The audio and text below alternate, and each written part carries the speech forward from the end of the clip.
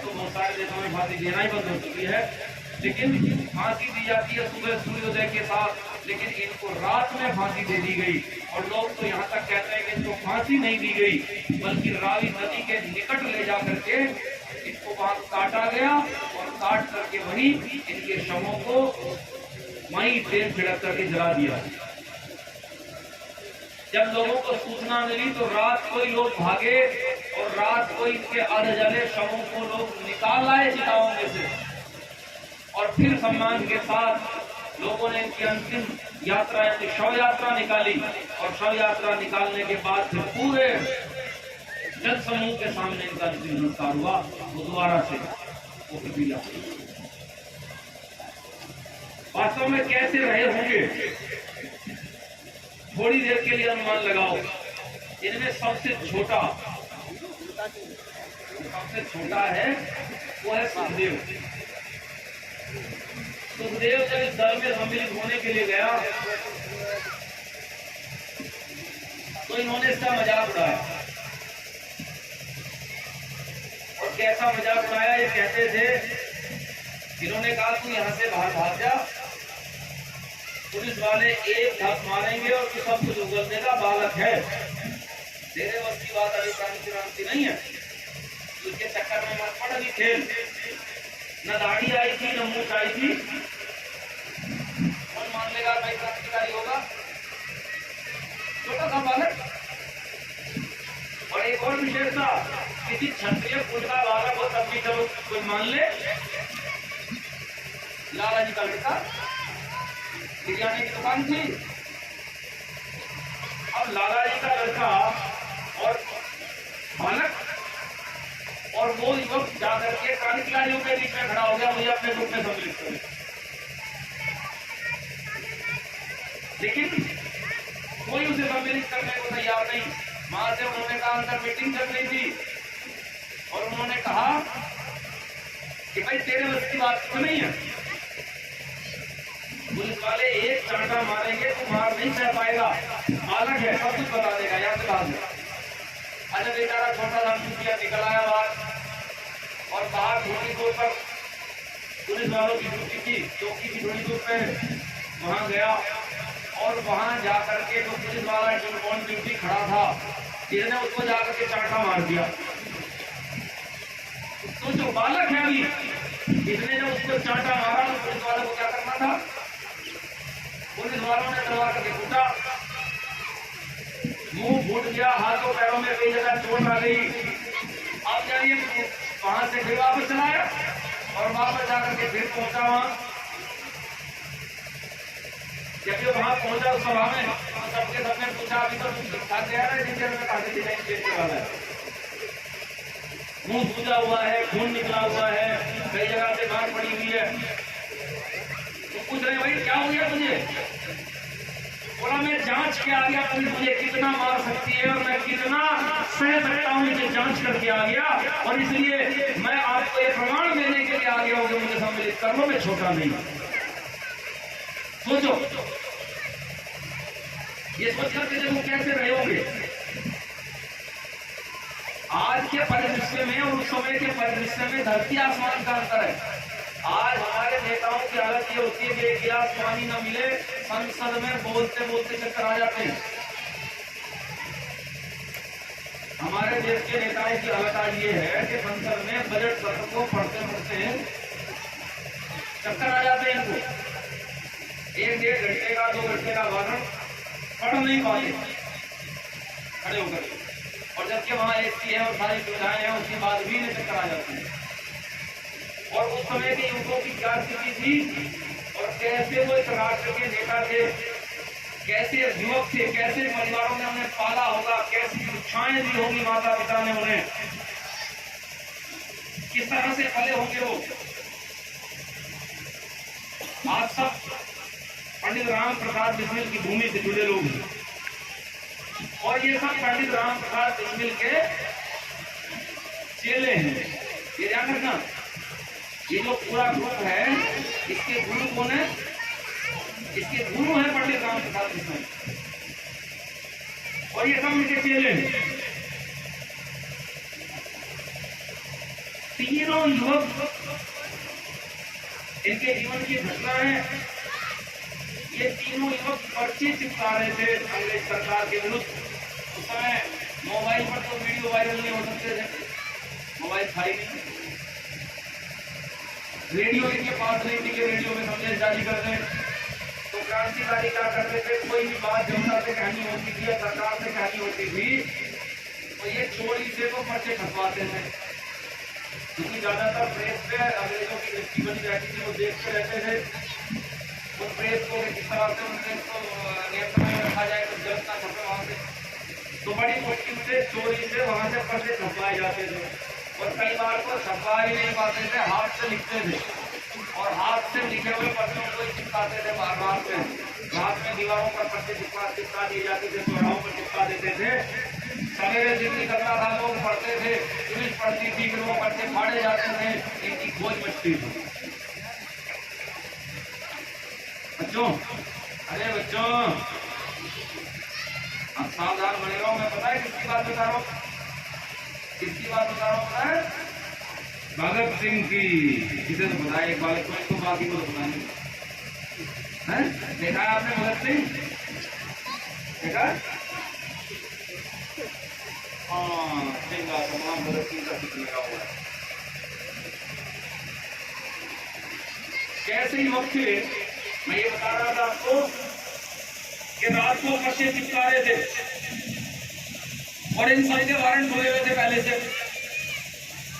इनको पकड़ते ही गोली मारने के आदेश थे, क्योंकि क्या करते थे उससे पहले ये उससे पहले सांडस की हत्या में सारे नाम देते।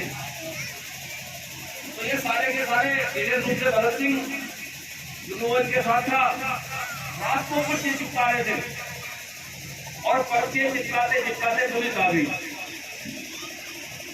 अब पुलिस से बचने के लिए ये दौड़ करके और एक दुकान में घुस गए। दुकान का दरवाजा भीतर से बंद कर लिया, लाइट, उस समय बल्ब तो कमी होते थे, उस समय लाइट अंदर से बंद कर दी, जो भी जला रखा होगा प्रकाश का जो प्रसाधन होगा वो बंद कर दिया। अब वो बंद करने के बाद सुखदेव की हंसी छूट गई। अब दोनों जिनको पुलिस पकड़ने के लिए बाहर घूम रही है, अंग्रेजी पुलिस है, मारेगी, ये पक्का पता है। हंसी छूट गई और हंसी नहीं रुक रही है। दोनों ने, भगत सिंह ने और राजगुरु ने इसका मुंह दबा लिया, और ये दोनों इसको पीट रहे हैं। मुंह दबा हुआ मार खाया जा रहा है और हंस रहा है। कहते 3-4 मिनट तक पुलिस वहां खड़ी रही और ये दोनों से पीटते रहे, और पीटता पीटता भी चुप नहीं हुआ, मुंह दबा रहा और ये हंसता रहा। और फिर कहते हैं भगत सिंह कि ऐसा अद्भुत था कि जब पुलिस चली गई, हमने इसका मुंह छोड़ दिया, हमें आना तो इस पर गुस्सा चाहिए था, आ भी रहा था, इसलिए तो पीट रहे थे, इस पर गुस्सा आ रहा था इसलिए तो पीट रहे थे। बोले जैसे ही मुंह छोड़ा वैसे ही खिलखिला करके फिर हंस पड़ा, और हंसते ही फिर हम भी गुस्सा भूल रहे, हम भी हंस पड़े, और फिर बहुत देर तक हंसते रहे। ये देखो क्या थे, वो मृत्यु को यूं हाथ में लेकर के, मौत जिसके सामने कूद रही हो, जिसके सामने मौत खड़ी हो, और ऐसा व्यक्ति हंसी नहीं रुक रही है। क्या वक्त थे, कैसे ही रुक रहे होंगे, इसी से आप अनुमान लगा सकते हो। तीनों में सबसे बड़ा भगत सिंह ही था, और कितनी उम्र का था भगत सिंह? फांसी के समय कितनी उम्र का था? 23 साल का, 23 साल का था, और बाकी ये दोनों से छोटे। ये विचारों इतनी छोटी सी उम्र में वो इतने बड़े देश के। अब तो भगत सिंह कहां से? पंजाब से नहीं, पाकिस्तान से। आज जो पाकिस्तान है, लाहौर के आसपास, वहां इनका गांव था, वही ये पैदा हुए। अब तो इतनी छोटी उम्र का भगत सिंह रहने वाला कहाँ का?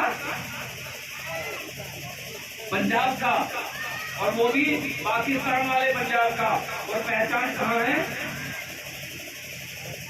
पहचान आपके उत्तर प्रदेश में है, यहाँ शाजापुर में। पहचान होती बंगाल में। बंगाल के लोग तरफते एक झलक पाने वो भगत सिंह की। पूरा का पूरा उत्तर भारत भगत सिंह के पीछे खड़ा होने को तैयार था। क्या युवक रहे होंगे, क्या अद्भुत उनकी जवानी रही होगी। तो ऐसे युवक हमने इस राष्ट्र की बलि बेटी पर खोए, तब जाकर के हमें स्वतंत्रता प्राप्त हुई। और इन युवकों ने क्यों अपना बलिदान दिया और भगत सिंह किस लाइन पर काम करता था, अगर केवल ये बात जाननी हो तो राम प्रसाद बिस्मिल की जीवनी पढ़िए जो उन्होंने जेल में लिखी।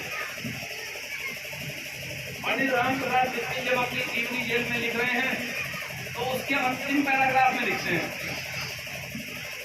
बोले मुझे इस बात का दुख नहीं है कि राम प्रसाद बिस्मिल मर रहा है, क्योंकि राम प्रसाद बिस्मिल तो तब मर गया था जब राम प्रसाद बिस्मिल ने क्रांति के पथ पर अपना पहला पद रखा। तब राम प्रसाद बिस्मिल ने अपनी मृत्यु निर्धारित कर दी थी। मुझे पता था मेरी मृत्यु आज हो या कल होगी ऐसे ही, मुझे मरना ऐसे ही है। मुझे सब पता था जिस दिन मैंने शुरू किया था कार्य। लेकिन दुख केवल एक बात का है कि राम प्रसाद बिस्मिल मर रहा है और देश में दार नहीं। राम प्रसाद बिस्मिल मर रहा है और देश के लोग अपने अपने कामों में लगे हुए हैं। राम प्रसाद बिस्मिल मर रहा है और देश में आंदोलन खड़ा नहीं हो रहा है। और तब राम प्रसाद बिस्मिल दुख के साथ कुछ पंक्तियां लिखते हैं। वो कहते हैं इससे तो अच्छा होता, सीधा कहते हैं मेरा ये कदम गलत था, इससे तो अच्छा होता कि मैं क्रांति का कार्य न करके अपने लोगों को विद्या देने का कार्य करता, अपने लोगों को राष्ट्र और समाज के सिद्धांत सिखाता। कि यदि वो राष्ट्र और समाज के सिद्धांत सीख जाते तो ज्यादा लोग राष्ट्र के लिए लड़ने को खड़े होते, और ज्यादा लोग लड़ने को खड़े होते तो तब हमारी लड़ाई किसी अर्थ में होती। अर्थात उस लड़ाई को लोग जानते तो सही, लेकिन उस लड़ाई को जान ही नहीं पाए लोग। तो राम प्रसाद बिस्मिल चले गए। राम प्रसाद बिस्मिल ने यहाँ तक लिखा अपनी जिंदगी में कि अगर मुझे केवल एक पिस्तौल मिल गई होती, ज्यादा कुछ नहीं मांग रहे हैं, कहते हैं अगर एक पिस्तौल जेल में मेरे पास तक पहुंचा दी गई होती तो मैं आज भी भरोसे के साथ कहता हूं कि मैं अकेला अंग्रेजों की जेल तोड़ सकता। अनुभवी थे, पहले भी तोड़ी थी एक बार, ले याद रखना। अपने गुरुजी को बुलाया था, महात्मा जो उनके गुरुजी थे उनको राम प्रसाद बिस्मिल ने जेल तोड़कर छुड़ाया था अंग्रेजों की जेल से। कौन वही थे? वो कह रहे थे अगर एक पिस्तौल मिल रही होती तो राम प्रसाद बिस्मिल इनकी जेल में नहीं रहता, जेल तोड़ करके बाहर निकल गया होता। लेकिन वो कहते हैं कि इस देश के युवक इतने सक्षम नहीं हो पाए कि वो एक पिस्तौल मेरे पास तक जेल में पहुंचा दे। इस बात का दुख रहा राम प्रसाद बिस्मिल को, क्योंकि वो अपने जीवन के मूल्य को जानते थे, उनके जीवन का कितना जबरदस्त मूल्य था। और जब ये लाइन पढ़ता है भगत सिंह, तो भगत सिंह ने अपनी योजना इस तरह से बनाई, अपने आप को इस तरह से समाज के सामने हीरो बनाया कि जो कमी रह रही थी राम प्रसाद बिस्मिल के जाते समय, ज्यादा समय नहीं बीता राम प्रसाद बिस्मिल के भगत सिंह की मृत्यु के बीच में, ज्यादा समय नहीं है, ज्यादा अंतर नहीं हुआ है। लेकिन इतने ही दिनों में इन लोगों ने एक क्रांति ला दी पूरे राष्ट्र में और ऐसी स्थिति बना दी कि जब राम प्रसाद बिस्मिल की मृत्यु हो रही, उन्हें फांसी दी जा रही है, तो राष्ट्र में दाव नहीं है, राष्ट्र के लोग चेतन नहीं हो रहे हैं, आंदोलन नहीं खड़े हो रहे हैं। लेकिन उनके पीछे पीछे जाने वाला भगत सिंह जिस दिन जाने लगा, जिस दिन उसके साथी राजद्रोह सुखदेव जाने लगे संसार से, उन्हें फांसी दी जाती है, चोरी से फांसी दी जाती है। सरकार डरी हुई है कि कहीं चारों तरफ में आंदोलन न खड़ा हो जाए। और यही हुआ। जो कहते हैं ना, दे दी हमें आजादी बिना खड़क बिना ढाल। और आगे क्या है, साबरमती के संत तूने कर दिया कमाल। तो भूल जाओ, अंग्रेज खुद कहते थे, बोले ऐसे आंदोलनों से अंग्रेजों का कुत्ता तक नहीं करता। याद रखना, ये आंदोलनों से जाने वाले नहीं थे, लेकिन समस्या कब उनके सामने खड़ी हुई, समस्या तब खड़ी होती है जब भगत सिंह मरे। और भगत सिंह के मरने के बाद चारों तरफ ज्वार आ गया। लड़कों ने अपने घर छोड़ने शुरू कर दिए। 17, 18, 20 साल के लड़के अपने घरों से निकल करके चल दिए। बोले हम भगत सिंह हैं और हम मरेंगे, हम इस राष्ट्र के लिए लड़ने मरने को तैयार है। और जब वो चारों तरफ ज्वार आता देखा अंग्रेजों ने, तो अंग्रेजों को लगा कि अब ज्यादा दिन तक इस राष्ट्र में रहना संभव नहीं हो पाएगा। उधर सेनाओं ने अपने भीतर में बगावत शुरू कर दी। सैनिक विद्रोह होने लगे, उधर जनता में विद्रोह होने लगे। और दिखाई दिया अंग्रेजों को कि अभी तक जब तक ये शासन हिंदुओं के हाथ में है कांग्रेस का, तब तक तो मामला ठीक है। और अगर इन घर के नेताओं के हाथ में आ गया, अगर इन युवकों के हाथ में आ गया ये नेतृत्व, तो फिर बुरी हालत हो जाएगी, फिर यहाँ रुकना संभव नहीं हो पाएगा। इसलिए अंग्रेज को जाना ही बढ़िया लगा और उसने तब से ही योजना बनानी शुरू कर दी थी यहाँ से जाने की। तब से ही राष्ट्र के टुकड़े करने की योजना उन्होंने बनानी शुरू कर दी थी। दुर्भाग्य ये था कि सत्ता के लालच में ये नेता उन घटनाओं को देख नहीं रहे थे। चल रही थी, पीछे पीछे कार्य हो रहा था, लेकिन उन्होंने देख नहीं रहे थे, जानबूझ करके अनसुना कर रहे थे। और इन्होंने इस देश के 2 टुकड़े करवा दिए। बल्कि मैं तो कहता हूँ कि इस देश के नेताओं ने जूते और गट्ठे दोनों खाए। जूते और गट्ठे खाना समझते हो ना? कहते किसी व्यक्ति ने एक बार शर्त रख ली इसी बात पे, बोले अगर मैं हार गया तो 100 गट्ठे खाऊंगा। आपकी मर्जी है, चाहे 100 गट्ठे खिला लेना, चाहे 2 जूते खिला लेना। अब वो संयोग से हार गया तो उसने कहा बता 100 जूते खाएगा या 100 गट्ठे खाएगा? गट्ठे नहीं समझते? प्याज है ना, प्याज को गट्ठा कहते हैं। मैं इसलिए सोच रहा हूँ, मैं समझ में पता नहीं आ रहा होगा कि नहीं आ रहा होगा। तो जो प्याज है 100 प्याज खाने की, अब दोस्तों 100 प्याज कैसे खाई जाएंगे? तो पहले मैंने सोचा यार जूते लगवाने से तो अच्छा है मैं गंठा खा लूं। तो उसने गंठा खाने शुरू किए, 5-7 प्याज खाए। तो 5-7 प्याज खाते खाते हालत बुरी हो गई, आंखों में आंसू और हालत खराब। तो बोला इससे तो बढ़िया जूते ही खा लूं। उसने कहा भाई तू एक काम कर, गट्ठे नहीं खाए जाते तो जूते मार ले। अब उसने जूता निकाला, बढ़िया मजबूत जूता था, 5-7 जूते मारे थे तो सिर लाल हो गया। अब सिर लाल हो गया तो इसे लगा इससे तो बढ़िया गट्ठे खा लूं। तो उसने फिर उसमें गट्ठे खाने शुरू किए। बोले रुक जा मैं गट्ठे खा लूंगा। फिर इसने गट्ठे खाए तो 8, 10, 12 गट्ठे खाए। तो 10-12 गट्ठे खाए थे, फिर इसे लगा गया इससे तो जूते ही बढ़िया। इसने फिर कहा तो जूते ही मार दिया। तो हुआ क्या, फिर जूते पड़े, 10-12 जूते पड़े थे, फिर नानी याद आ गई। फिर बोला ना जी मैं तो गट्ठे खा लूंगा। फिर गट्ठे खाए, अच्छा 10-12 गट्ठे बचे थे कि फिर लिमिट हो गई। बोला मैं अब नहीं खाए जाते तो इससे तो बढ़िया मर जाऊंगा। तो उसने फिर जूते मारे। अब इसके 90 जूते लग गए। तो बोला नहीं यार 5 चाहे तो गट्ठे बचे, फिर खा जाऊंगा इन्हें तो मैं, अब तो आगे 10 जूतों में मर जाऊंगा। तो फिर गट्ठे खा गया, 90 जूते खा गया और 100 गट्ठे खा गया। अपने नेताओं ने भी यही किया। मिस्टर गांधी ने सारे देश के सामने बड़ाई करते हुए कहा कि पाकिस्तान मेरी लाश पर बनेगा और इस देश के लोगों को भरोसा दिलाया कि मैं पाकिस्तान नहीं बनने दूंगा। अच्छा, अगर पाकिस्तान बन जाता और ये पाकिस्तान को बनने देता तो क्या हो जाता भाई? अगर विधिवत पाकिस्तान को ये बनने देता तो दंगे नहीं होते। जितने आर्यवंशी, जितने हिंदू वहां मारे गए पाकिस्तान में, वो मारे नहीं जाते, चुपचाप आबादी ट्रांसफर हो जाती, इधर के उधर चले जाते, उधर के इधर आ जाते। लेकिन इसने क्या किया? इसने कहा मैं बंटवारा होने ही नहीं दूंगा। अंतिम समय तक ये कहता रहा, और जब इसको लगा कि बंटवारा रुकने वाला नहीं है तो फिर बंटवारे को मान दिया। और जानते हो परिणाम क्या हुआ? बंटवारा भी हुआ, लोग भी मारे गए। कितने लोग मारे गए होंगे जानते हो? दुनिया के किसी युद्ध में नहीं मारे गए।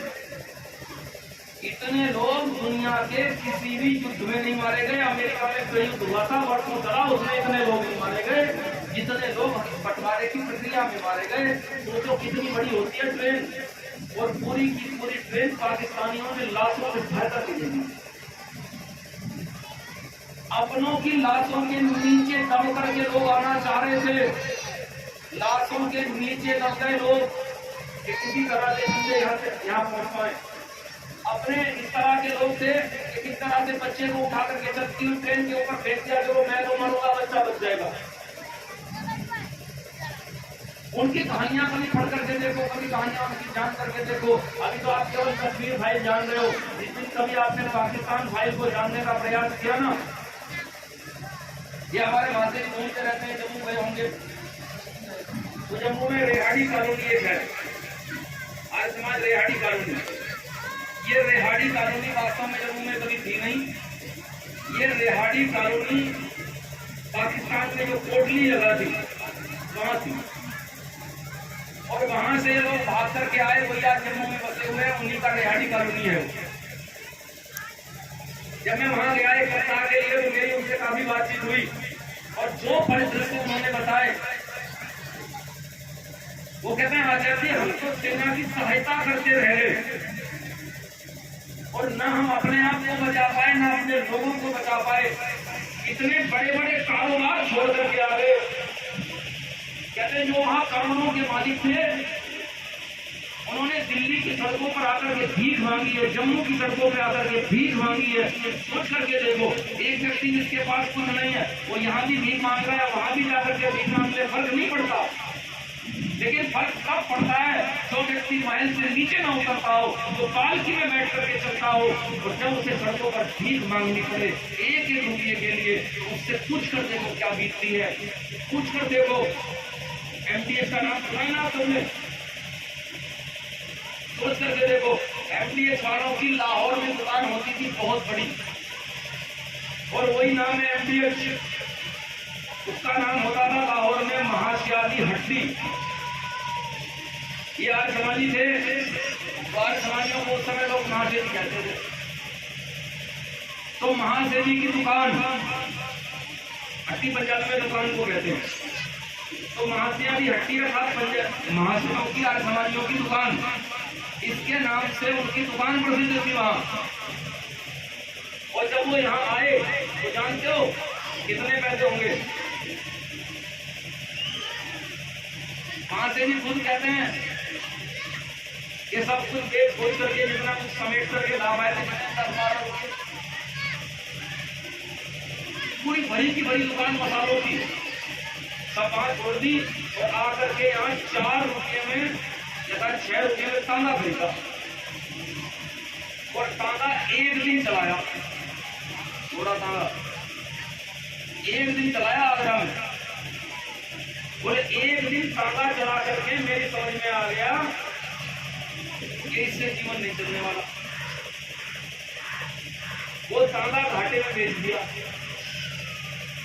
और जो पैसे आए शाम को ले जाकर के माँ के पास बैठ करके रोने लगा जाकर के कि माँ कुछ बचा नहीं अभी मांगने के अलावा, हम क्या करें। लेकिन हम कहते हैं हमारे माताओं को धन्यवाद देना चाहिए, और आर्यों को, वो जो आर्यों की विद्या से, आर्यों की शिक्षा से युक्त थी। तो स्वामी जी बार बार कह रहे ना कि अच्छी जमीन है, अच्छे लोग हैं, फिर भी मजबूरी क्यों है, फिर भी गरीबी क्यों है? तो इसलिए क्योंकि आर्यों की तरह सोचना नहीं सीखे आप लोग। अगर माताएं बहनें स्त्रियां आर्यों की तरह सोचना सीख जाएं तो इन पुरुषों से आर्यों की तरह काम लेना सीख जाओगे। और उस माँ ने काम लिया अपने बेटे से आर्यों की तरह। उसने कहा बेटे चिंता मत कर, मैं परिश्रम करूंगी और तू परिश्रम करेगा, हम भीख नहीं मांगेंगे। हमारे लोग हैं, हमारा काम भीख मांगना नहीं है। बोले जितने पैसे बचे हैं तो एक काम कर, इतने ही पैसे का मसाला खरीद ला। वो मसाला खरीद करके ले आया उतने पैसे का, और माँ ने कुछ घरों में चक्की पीसने का काम किया। काम ले रखा था उस समय, चक्की हाथ से आटा पीसते थे ना, तो वो माँ उस समय उन घरों में जाकर के चक्की पीसने का काम ढूंढ लाई। पहले उनका आटा पीसती जिनके घर में जाती थी, और उनका आटा पीसने के बाद अपने बेटे के द्वारा लाए हुए मसाले उसी चक्की में पीस लेती। और वो मसाले माता जी को देती।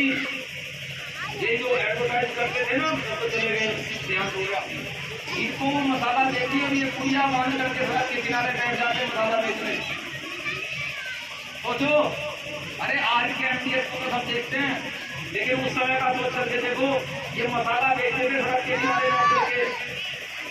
और अंततः मसाला बेचते बेचते वो इतने बड़े बने कि अपने जीवन में एक व्यक्ति जिसने सड़क के किनारे बैठ करके मसाला बेचना शुरू किया था, वो अपने जीवन में इतना बड़ा बन गया कि उसने 40 देशों को व्यापार करते थे। अभी हम जाने से पहले, माता जी की मृत्यु होने से पहले 40 देशों में उनके मसाले जाते थे। पूरा का पूरा क्षेत्र उनके मसालों का रद्द किया जाता था। वो दिन उन्होंने बना लिया अपना। इतने बड़े बन गए कि वो जो महादेव जी हट्टी छोड़ करके आए थे ना लाहौर में, उससे हजारों गुना बड़ा व्यापार उन्होंने यहाँ खड़ा कर दिया। ये आर्यों के ढंग है। तो कैसा कैसा व्यक्तियों ने झेला है, तब जाकर के ये स्थितियां हमें देखने को मिली है। आज हम स्वतंत्र हैं, लेकिन इस स्वतंत्रता का पूरा लाभ हम नहीं ले पा रहे हैं। इस स्वतंत्रता में चेतना की कमी है, और वो चेतना की कमी हमें कहां ले आई है। जब हम इस पर विचार करेंगे तो इस पर विचार करने में पता चलेगा कि जब भारत और पाकिस्तान का बंटवारा हुआ तो पाकिस्तान में लगभग 20% हिंदू थे। जब बंटवारा हुआ, जो बात रह गए वो कितने थे? 20%। और भारत में जो मुसलमान थे वो 5% से कम थे। भारत में जो मुसलमान रह गए थे वो 5% से कम थे। 100 में से 5 ही मुसलमान थे देश में जब बंटवारा हुआ।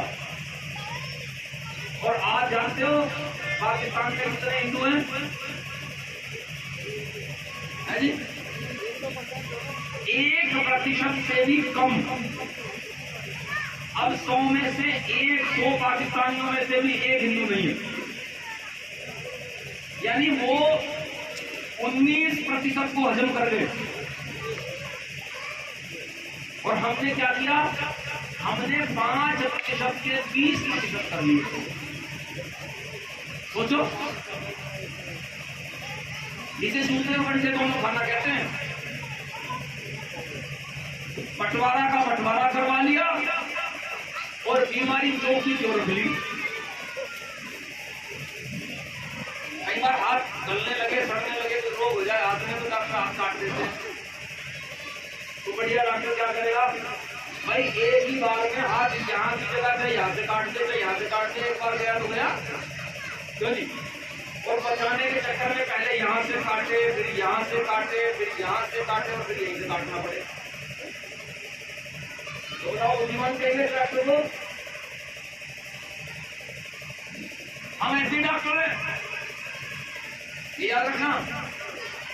ऐसी चिकित्सा हो रही है देश की, और ये चिकित्सा इसलिए हो रही है क्योंकि इस देश में भगत सिंह की जय बोलने वाले तो बहुत हैं, राम प्रसाद बिस्मिल की जय बोलने वाले तो बहुत हैं। लेकिन याद रखना, 2 घंटे की पिक्चर में क्रांति बहुत बढ़िया लगती है। जब हम 2 घंटे की पिक्चर देखते हैं ना, तो उसमें क्रांति बहुत बढ़िया लगती है। और ये याद रखना, जो क्रांतिकारी का जीवन जीता है उसके लिए 2 घंटे की पिक्चर नहीं होती, उसे पल पल अपने आप को गलाना होता है, वो पल पल अपने आप को गलाता है। अब कहते हैं जिन्हें देश के लिए मरना था वो देश के लिए मर गए, लेकिन दुर्भाग्य ये है कि इस देश में देश के लिए जीने वाले नहीं हैं। आवश्यकता देश के लिए जीने वालों की है, वो अपना कार्य कर दे। जिन क्रांतिकारियों को, जिन वीरों को हम सब नमन कर रहे हैं, उसके हमें नाम पता है और उसके हमें नाम पता ही नहीं है। हम तो कहते हैं जिनके नाम पता है उनको तो सबका नमन है ही, जिनके नाम नहीं पता हम सबको भी नमन करते हैं। लेकिन ये बताओ, उन वीरों को नमन करने से या उनके बने हुए चित्रों में माला चढ़ा देने से या उनकी मूर्तियों के सामने माथा टेक लेने से क्या उनका उद्देश्य पूरा हो जाएगा? क्यों जी? क्या उन वीरों का उद्देश्य पूरा हो जाएगा, उनका बलिदान देना सफल हो जाएगा अगर हम उनके माथे उनके आगे देख लें तो? नहीं होगा। उनका बलिदान तब सफल होता है जब इस राष्ट्र के लोग राष्ट्र के लिए जीना सीख जाए। तो आवश्यकता इस बात की है कि हम राष्ट्र के लिए जीना सीख सके।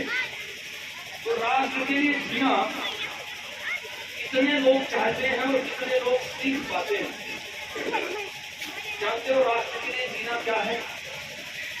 राष्ट्र के लिए जीना अगर देखना हो तो राष्ट्र के लिए जीना देखो जापान के लोग। अमेरिका ने जापान के ऊपर बम्बारमेंट कर दिया, जापान के ऊपर बम मार दिया। और कौन सा बम मार दिया? परमाणु बम मार दिया। इस परमाणु बम से सब डरे हुए हैं। जो अमेरिका उससे लड़ने की हिम्मत नहीं कर पा रहा है और जिसको उसने सहारा दे रखा था उसे पिटते हुए देख रहा है। और अब तो वो यूक्रेन का राष्ट्रपति बेचारा रोज कहने लग गया है।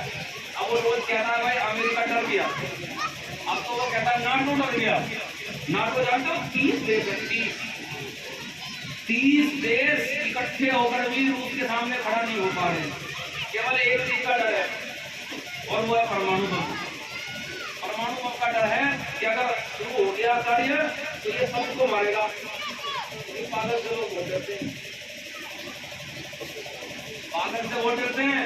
इसलिए भगत सिंह भी कहते थे, ये भगत सिंह का ही है, वो कहते हैं दुनिया हमें पागल कहे तो हम पागल ही अच्छे हैं। ऐसी शेरबाजी नहीं करता। भगत सिंह बहुत अच्छा शायर नहीं था, शायर तो अच्छा अच्छे शायर तो ये थे। भगत सिंह बहुत अच्छे शायर नहीं थे, लेकिन अपनी बात तो कहते ही थे। तो अपनी बात उन्होंने भी कही कि हम तो पागल ही अच्छे हैं, तो पागल से दुनिया वोट करती है। और वास्तव में क्यों ना हो, सोचो भगत सिंह ने क्या किया।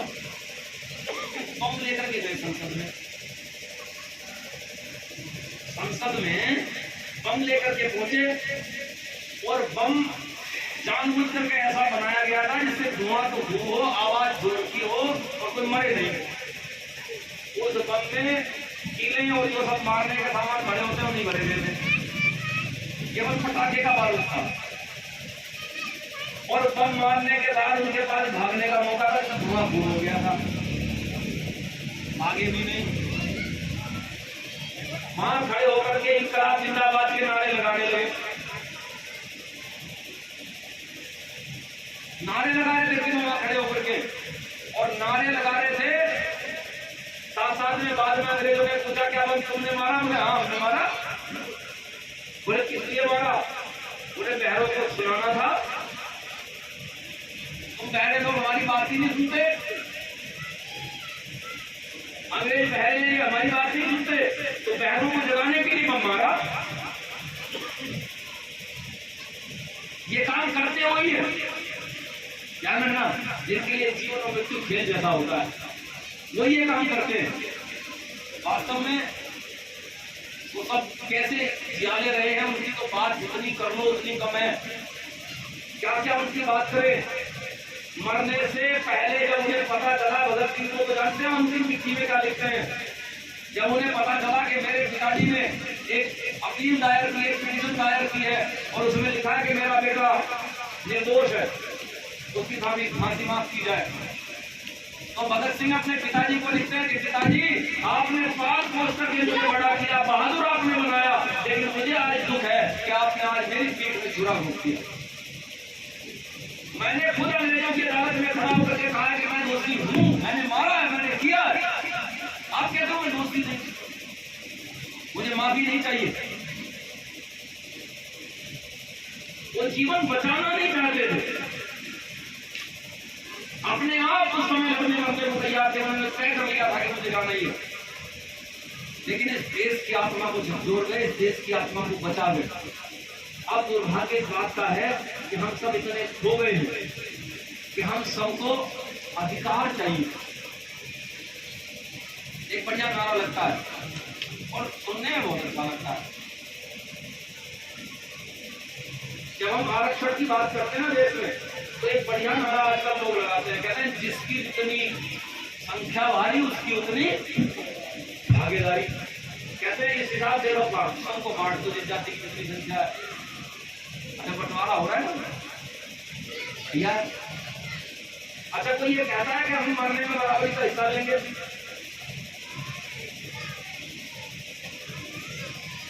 है जी, ऐसे बांट लो।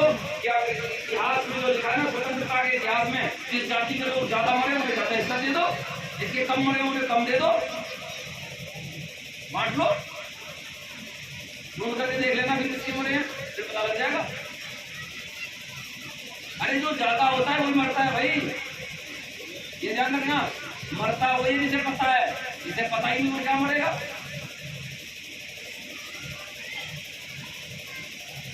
जब तूफान आते हैं तो बड़े बड़े पेड़ गिरते हैं, घास नहीं उखड़ती तूफानों से, ये ध्यान रखना।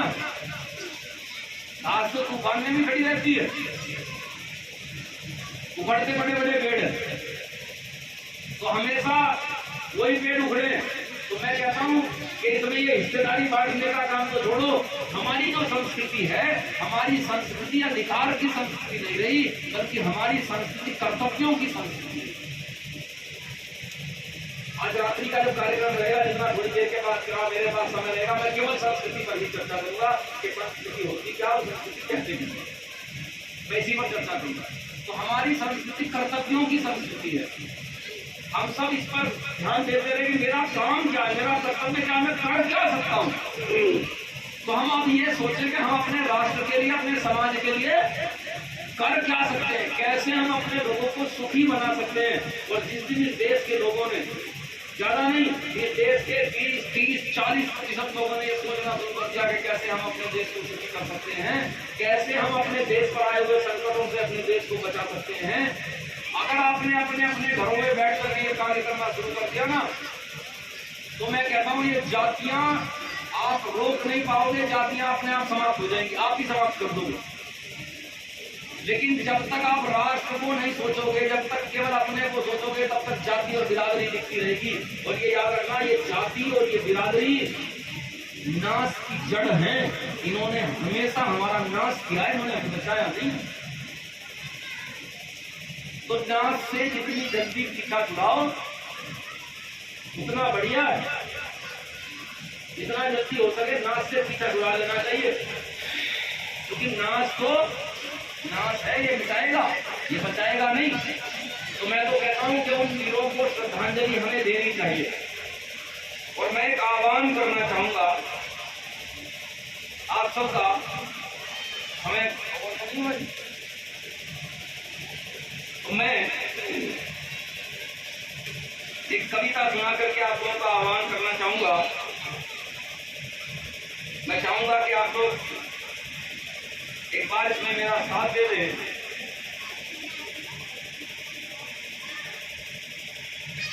ताकि हम सब एक बार इस तरफ आगे बढ़ सके।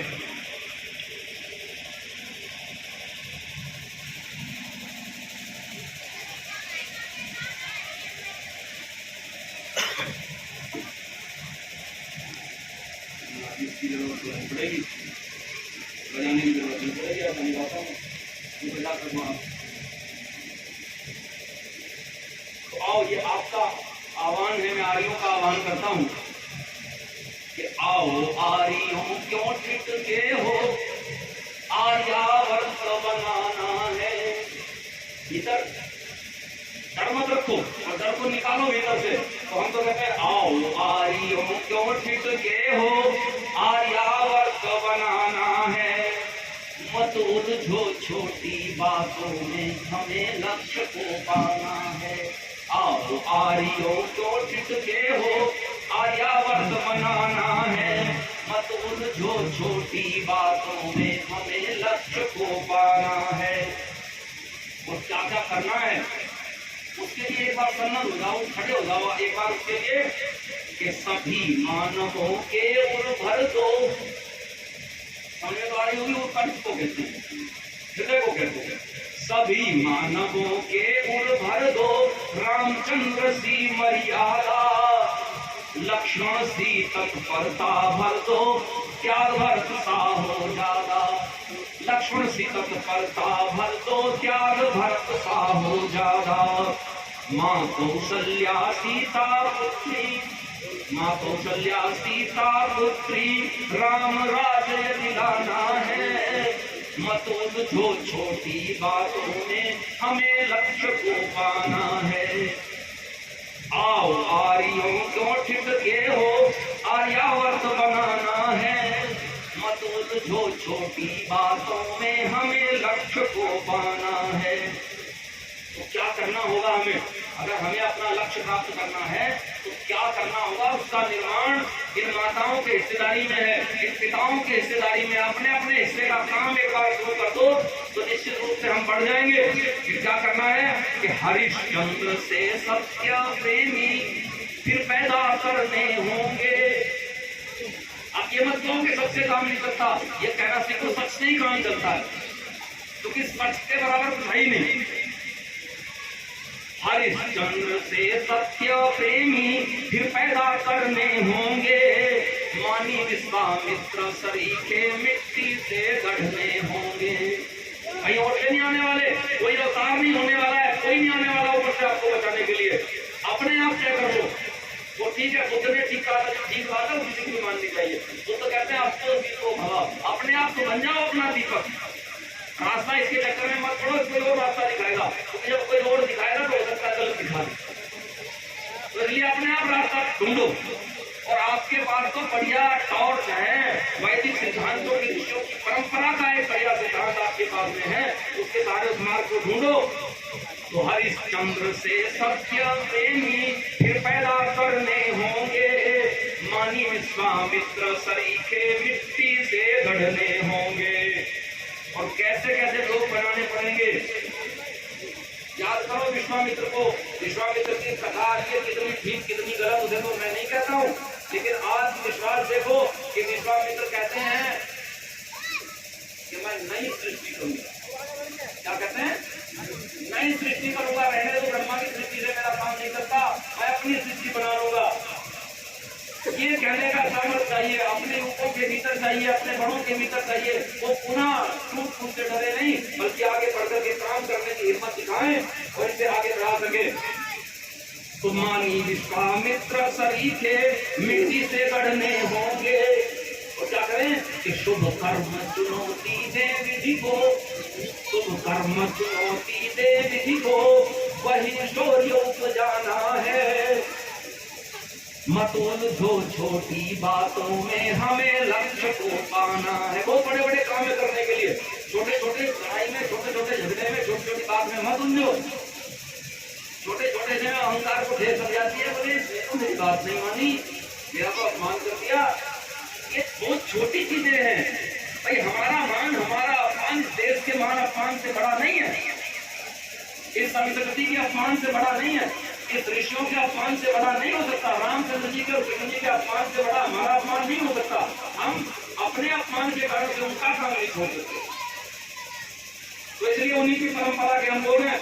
तो इसलिए हम कह रहे हैं कि शुभ कर्म चुनौती दे विधि को, वही शौर्य उपजाना है। बहुत जो छोटी बातों में हमें लक्ष्य को पाना है। लक्ष्य को पाना है तो क्या करो कि हनुमत जैसे मित्र हितैषी गुरुवर ऋषि मुनियों जैसे, हनुमत जैसे मित्र ही कैसे। गुरुवर ऋषि मुनियों जैसे, नल व नील से हूँ अभियंता और भक्त भिलनी जैसे। नल व नील से हूँ अभियंता और भक्त भिलनी जैसे। आज भले यह लगे असंभव, कठिन लगता है ना, बड़ा मुश्किल काम लगता है। तो जो आर्यावर्त की बात कर रहे हैं, हिंदुस्तान जाने को है, लेकिन अपने भीतर एक सपना समझो, याद रखना, जो दिन में सपना देखने की हिम्मत करता है लक्ष्य को पा सकता है। जो दिन में सपना खुली आंखों से सपना नहीं देख सकता ना, वो लक्ष्य नहीं प्राप्त कर सकता। लक्ष्य वही प्राप्त कर सकता है जो खुली आंखों से सपना देख सकता हो। तो मैं तो कहता हूँ माताएं बहनें सपना देखे, ये युवक सपना देखे, ये वृद्ध सपना देखे, ये अगली पीढ़ी को सपना दे करके जाए। अगर हम अपने लक्ष्य के लिए अपनी पीढ़ियां सपनाने को तैयार हो तो हमें कोई नहीं रोक सकता। याद रखना, जीवन से डरने वालों को डराया जा सकता है, और जो मृत्यु की आंख में आंख डाल करके बात कर सकता है उसे डराया नहीं जा सकता, उसे रोका नहीं जा सकता। तो वो अपने भीतर को भाव जगाओ कि आज भले यह लगे असंभव, किंतु समय वह लाना है। मत उन जो छोटी बातों में हमें लक्ष्य को पाना है। है कि ईश वाक्य जीवन में धर कर, ईश वाक्य जीवन में धर कर, ईश वाक्य क्या है? वेद, ईश्वर की वाणी। तो ईश वाक्य जीवन में धर कर, धर को करो सबल पहले। पहले अपने लोगों को ठीक करो। ये छोटा बड़ा छुआछूत मिटाओ, इसे अपने घर को ठीक कर लो। इसकी आंच ठीक है ना, वो लक्कड़ पत्थर का वजन हो जाता है। अगर इस समाज की आंचों को ठीक कर लो, ईसाई मुसलमान कितनी समझ हो जाएंगे आपके विषय। लेकिन समस्या ये है कि आपको है इस समाज की, जो अपने आप को हिंदू कहता है, इसकी आंतें अपने आप खराब है। तो इसकी आंतें ठीक कर लोगे, अगर इसकी आंतें ठीक कर लोगे तो आप सब वजन कर जाओगे। तो इसलिए मैं कह रहा हूँ कि ईश वाक्य जीवन में धर कर, घर को करो सबल पहले। विद्या को सबके उर भर दो, मूर्ख न कोई बन पहले। अपने भर तो नहीं सबके भीतर कि विद्या को सबके उर भर दो, मूर्ख न कोई बन पहले। ये हमारे रहे सामने, अपना लक्ष्य अपना ध्येय अपने सामने रखा करो कि ध्येय हमारे रहे सामने, सबको आर्य बनाना है। और मत उन जो छोटी बातों में हमें लक्ष्य को पाना है। आओ आर्यों क्यों टिकते हो, आर्यावर्त बनाना है। मत उन जो छोटी बातों में हमें लक्ष्य को पाना है, हमें लक्ष्य को पाना है। आपने ध्यान से सुना है, उनका बहुत बहुत